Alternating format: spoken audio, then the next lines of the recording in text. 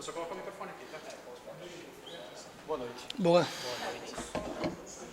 Mas eu acho que ele vai saber falar com isso. Boa noite, professor.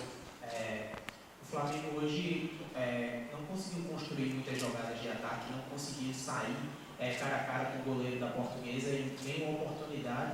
O que é que você achou com mais entrosamento, né? Você depois colocou os meninos que vinham atuando mais juntos, né? Tirou os reforços da equipe principal. O que é que faltou para o Flamengo criar? Porque a marcação da Portuguesa nem foi tão forte. O que é que faltou para o Flamengo criar? Eu senti uma distância muito grande dos jogadores. Não estavam se aproximando dos jogadores mais técnicos.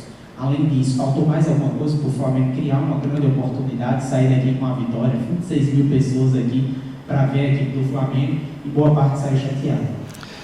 Boa noite. Eu acho que a gente, numa situação dessa, a gente não vê mérito do outro lado.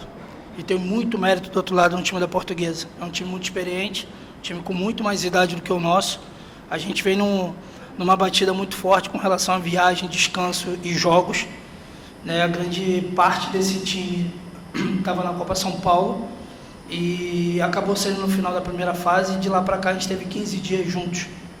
Então, acredito que o entrosamento que a gente tem para um jogo de sub-20, ele é totalmente diferente para um jogo de profissional. Então, eu não vejo demérito no Flamengo, eu vejo mérito também na Portuguesa em conseguir neutralizar algumas jogadas que são de padrões de ataque nosso. A gente só conseguiu fazer uma infiltração do Zé Wellington no primeiro tempo e depois a Portuguesa conseguiu bloquear. Então, eu vejo muito mais mérito no adversário em neutralizar nossas ações de ataque.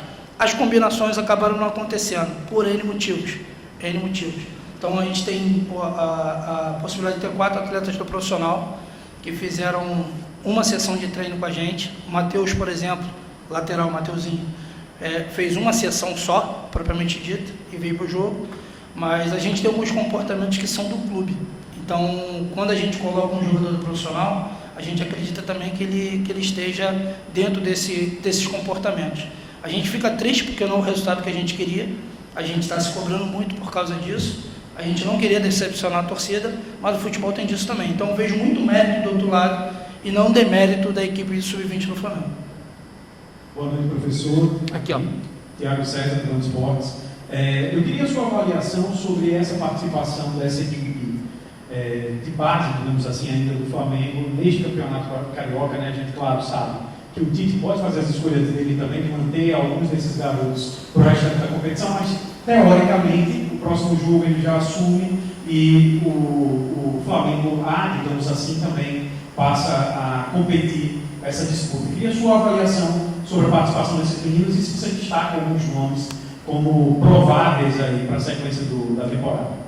Assim, destacar nomes, eu acho que vai ser um pouco leviano da minha parte, se eu não falando de outros, né?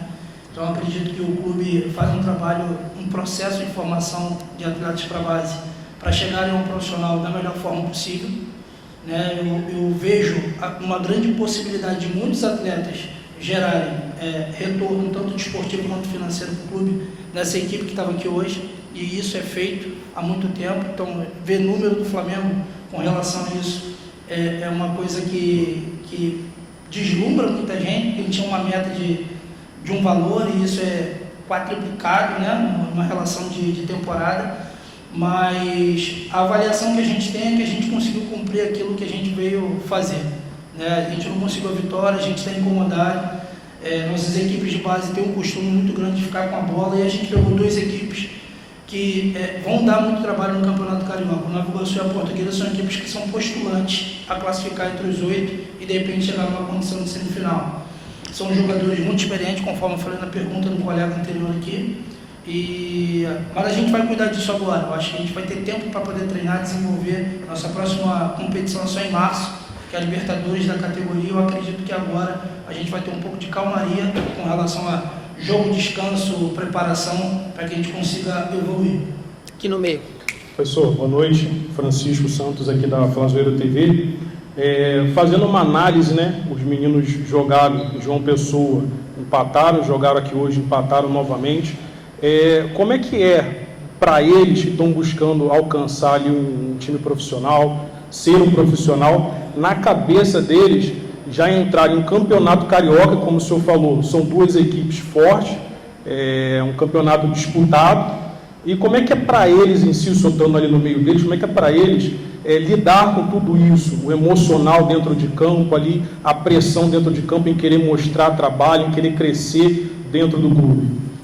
Cara, eu vejo os meninos do Flamengo muito preparados para isso desde pequeno, né? Eles são colocados à prova o tempo todo, né? O nível competitivo no Rio de Janeiro para a categoria de base é bem aguçado, então eles são mergulhados. Diego, Verton tem 10 anos de clube, então acredito que não vai ser a condição de ter 20, 30 mil pessoas que vai incomodar. Vai incomodar sim, é o adversário gerar a dificuldade que gera. E assim, eles lidaram muito bem com isso.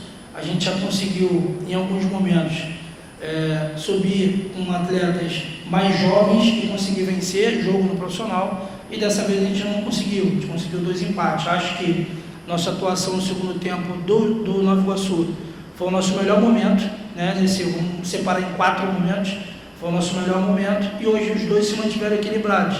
A gente não teve chance de criação, mas a Portuguesa também não. A Portuguesa só finalizou uma bola de fora no primeiro tempo, parecido com a bola do Zé Wellington.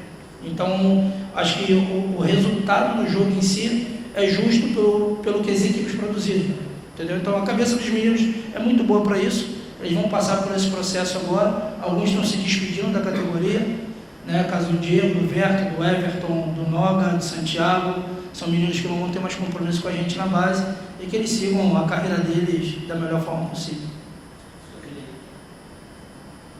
Mário Jorge, J-News, canal Flamengo.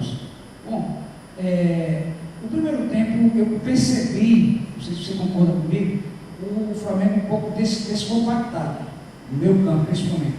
Você tenta corrigir no segundo tempo. Você acha que essa correção ela não surgiu efeito devido ao peso da competição, do Campeonato Carioca, devido a ser a garotada do Flamengo? Cara, vou te falar que eu não concordo contigo que está descompactado, não. Pelo contrário, eu acho que a gente só não conseguiu fazer a pressão no bloco alto, a gente não conseguiu, nos primeiros momentos, incomodar a equipe da Portuguesa. Eles estavam quebrando nossa pressão muito fácil. E depois disso a gente tinha uma ideia de compactar com 9 jogadores dentro do segundo setor, e isso aconteceu. A Portuguesa dividiu a posse de bola com a gente, né? Eu acho que eles ficaram no primeiro tempo um pouco mais com a bola, e no segundo a gente ficou um pouco mais.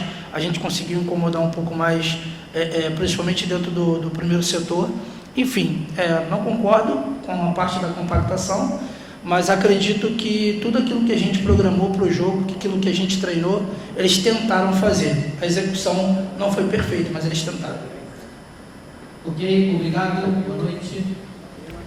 Obrigado, pessoal, boa noite.